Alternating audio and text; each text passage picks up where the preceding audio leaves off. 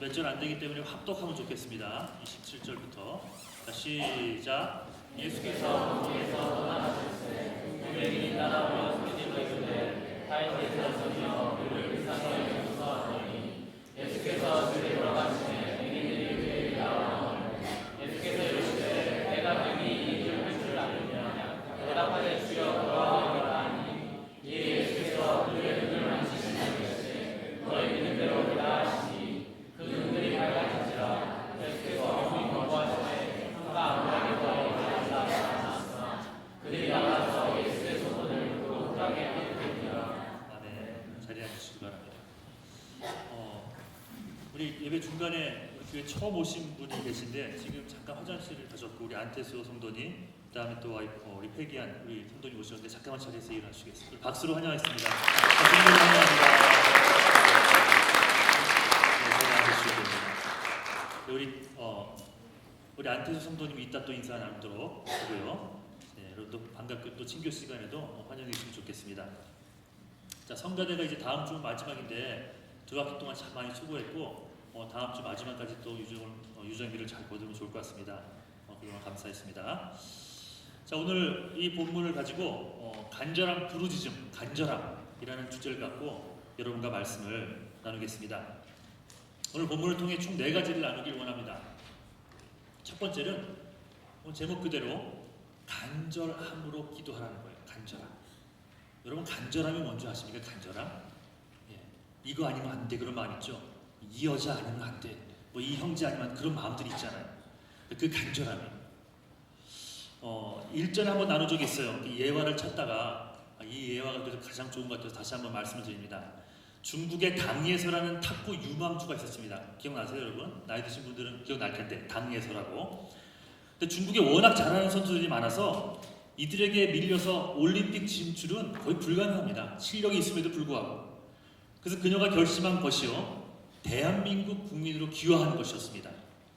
목표는 단 하나예요. 정말 이것만큼은 하면서 달려왔던 겁니다. 올림픽에 나가 메달을 따는 것.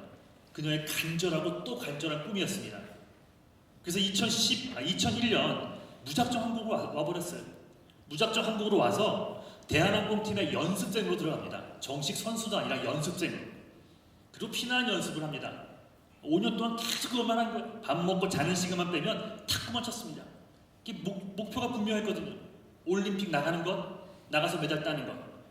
그래서 5년 후 귀화 시험을 자격에 대해서 통과를 했고 한국 국적을 드디어 따냈습니다. 결국 한국 국가대표 선발전에 나가서 당당히 태극 마크를 땁니다. 그 후에 2006년 중국 사업가와 결혼했는데요.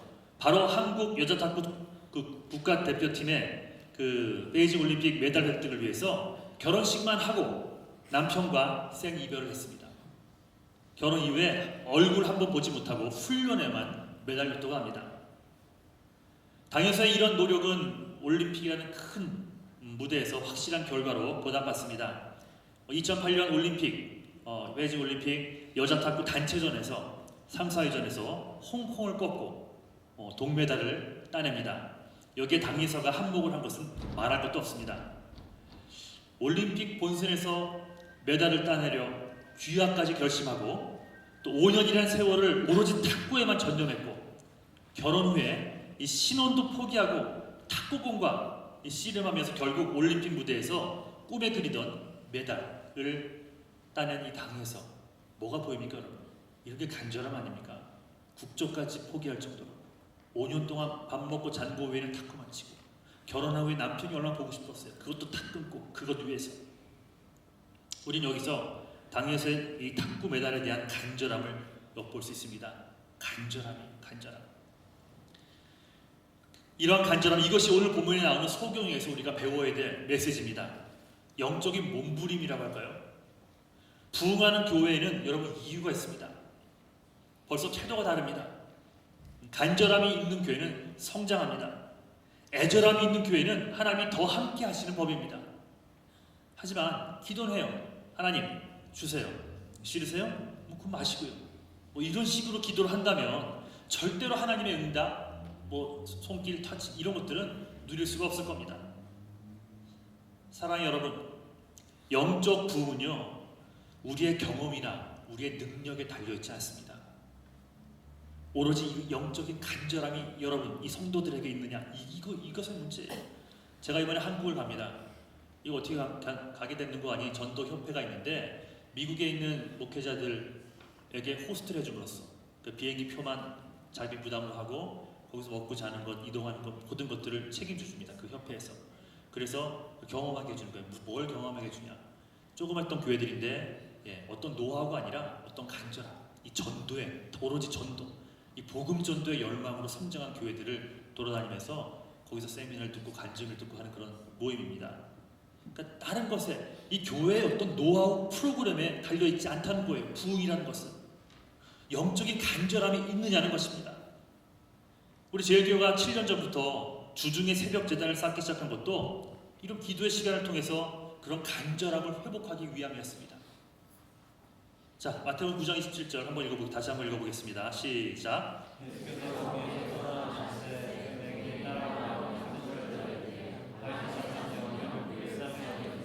이들은요 지치지 않고 계속해서 예수를 따라갑니다. 그러면서 고쳐달라는 거죠. 고쳐달라는 거예요. 앞을 못 보는 이들이 어떤 사람 예수를 쫓아간다. 이건 여러분 얼마나 힘들었을까요? 누가 손을 잡고 가주는 것도 아니고요. 이들이 자기 힘으로 그 소리나는 예수님 그곳을 향해서 가야만 했습니다. 동일한 본문인 마가복음에 보면 주변 사람들이 그게 시끄럽잖아요. 안 보니 또 얼마나 소리치겠어요. 주변 사람들이 그만하라고 외쳤다고 합니다.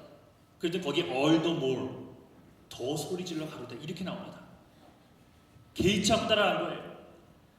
앞을 못 보는 이들이 예수님을 따라가려면 어떻게 됐을까? 먼저 예수님의 목소리를 유심히 들어야 됐고요. 혹시라도 예수님의 목소리를 놓치면 옆에 있는 사람을 붙들고 아무나 붙들고 물었을 겁니다. 여러분 그 모습이 상상이 갑니까? 소경들에게 예수를 따라간다는 것은 엄청나게 힘든 일입니다. 하지만 끝까지 인내하며 따라갈 수 있었던 것은 바로 보고자 하는 그들의 간절함 때문이었습니다. 보고자 하는 열망, 그거 하나였어요. 그거 하나. 여러분의 사랑하는 부모님, 또 믿지 않은 형제 자매들, 그리고 믿지 않은 자녀들, 이 구원받기를 원하십니까? 그렇다면 여러분 그 간절함을 가지고 예수님 만나야 됩니다. 여러분이 먼저 만나야 됩니다. 물질적으로, 인간관계로 힘든 분이 계십니까? 그렇다면 그 애절함을 가지고 기도라는 자리에 여러분 나와야 됩니다. 고민하고 걱정하고 인간적인 눈물만 흘려서는 하나님 역사 못하십니다. 간절함이 있습니까? 그 간절함 갖고 기도의 자리로 나와야 됩니다. 문제들 때문에 가슴 아파하며 눈물을 흘리는데 기도는 않는다. 기도하지 않는다면 그 사람에게는 실상 예수님의 인지에 대한 간절함은 없는 거예요.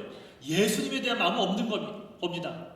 예수님이 주시는 선물, 예수님 주시는 뭔가, something, 그거에만 관심이 있는 것이지 예수님에게는 관심이 없는 자일 수 있습니다. 예수를 따르되 이런 간절함을 가지고 따르십시오. 복잡한 게 아닙니다. 그냥 갈망하는 예수님만 바라는 마음. 이것저것 사람들 눈치도 보지 말고 환경 때문에 쉽게 포기하지도 말고 정말 하루하루 말씀을 통해 예수를 만나야 한다는 간절함 하나로 기도드리고 그 간절함 하나로 인내하며 예수 그리스도를 따를 수 있는 여러분 되기를 주님의 간절히 축원합니다.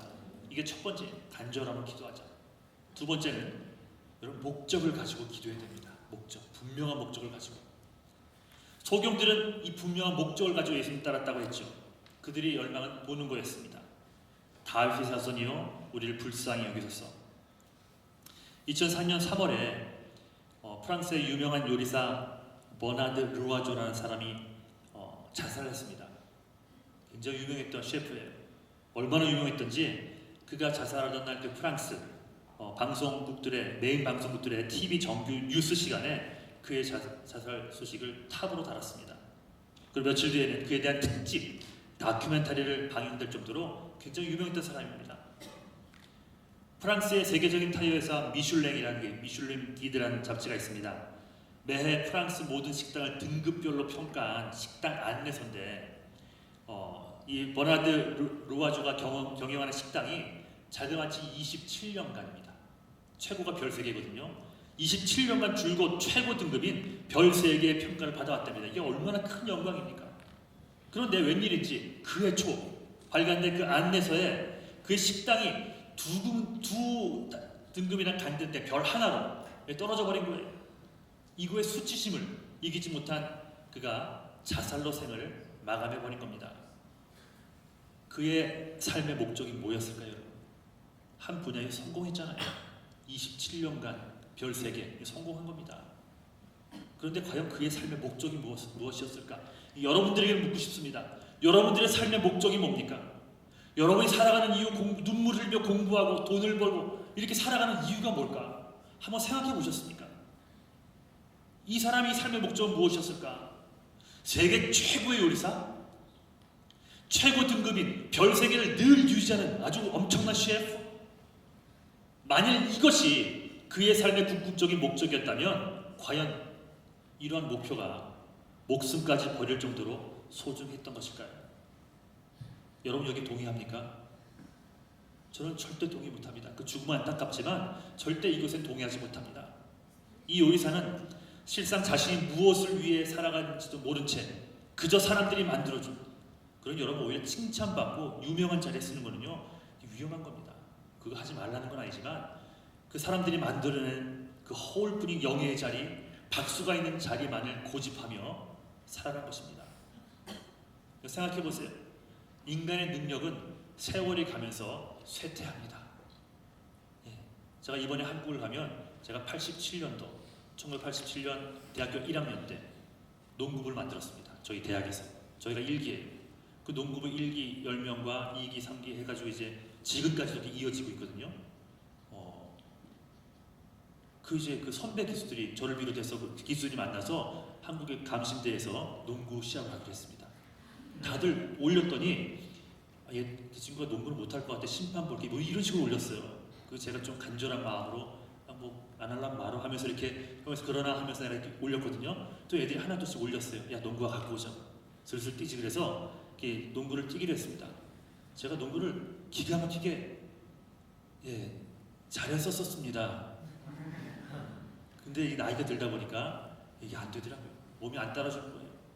기가 막힌 실력이 있어도요. 시간이 지나면 세월이 지나면 쇠퇴. 그게 정상입니다, 여러분.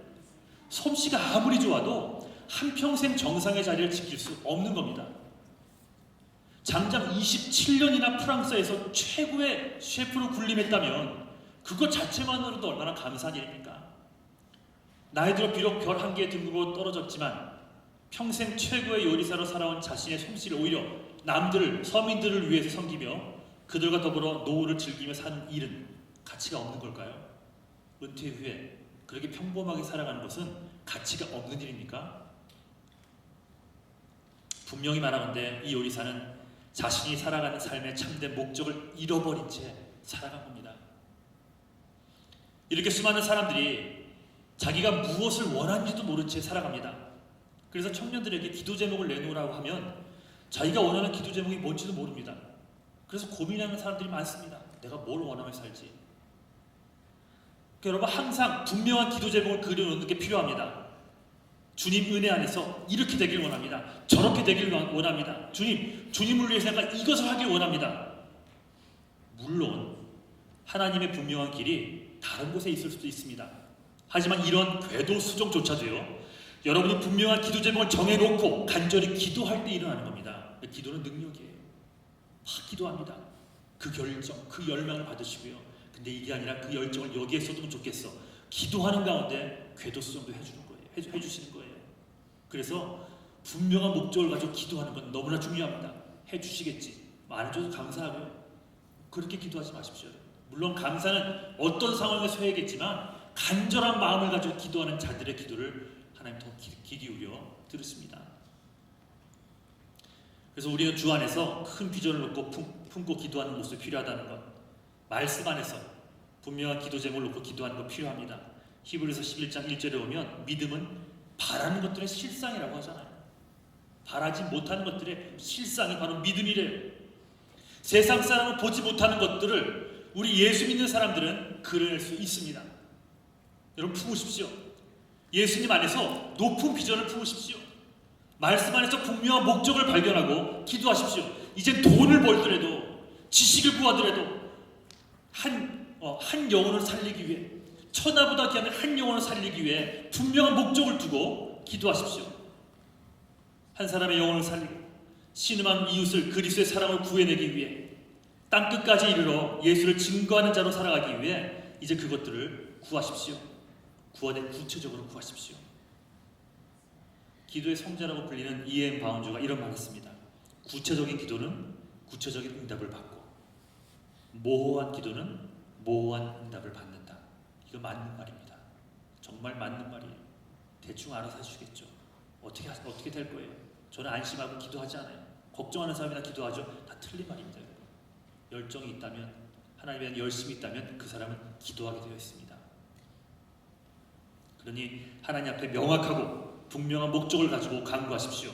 우리 주님께서 분명한 응답을 여러분 모두에게 허락할 줄 믿습니다. 아멘. 자, 세 번째, 이건 우리가 너무나 많이 배운 거죠. 그냥 간단히만 말하고 넘어가겠습니다. 주님을 높이고 나를 낮추는 기도입니다. 소경들의 기도는 그리스도를 존귀하게 높이고 자기 자신을 부인하는 기도였어요. 다윗의 자손이요 하는 말이 뭡니까? 다윗의 자손이요, Son of David. 그 son의 그 S가 캐피탈이죠. 어떤 특정한 사람을 가르치는 거예요. 메시아입니다. 이거는 나는 당신이 메시아인 줄 믿습니다라는 고백과 똑같습니다. 다윗의 자손이 하는 말은, 왜냐하면 다윗의 자손을 통해 메시아가 날 것이라는 말씀을 토대로 한 고백이었기 때문입니다. 그러니까 이 고백만큼 주님을 높이는 그런 기도는 없습니다. 또한 동시에 자기를 불쌍히 여겨달라는 기도합니다. 자신의 무가치함을 고백한 것이죠. 나를 불쌍히 여기소서. 기도 중에 최고의 기도가 바로 이거예요. 그래서 이렇게 기도하는 자들 있죠. 그래도 저는 열심히 기도하지 않았습니까?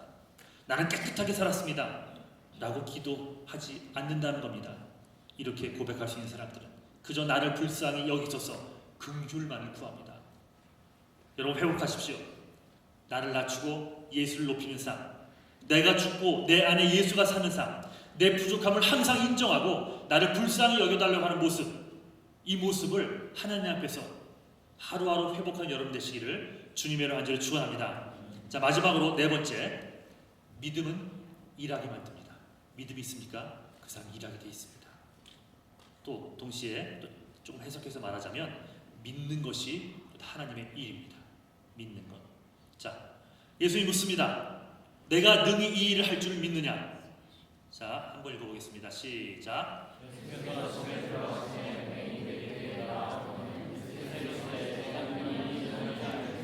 예수님은 소경들의 과거 행적을 묻지 않았어요. 지금 묻잖아요. 고쳐달라고 하는 그런 사람들이 왔습니다.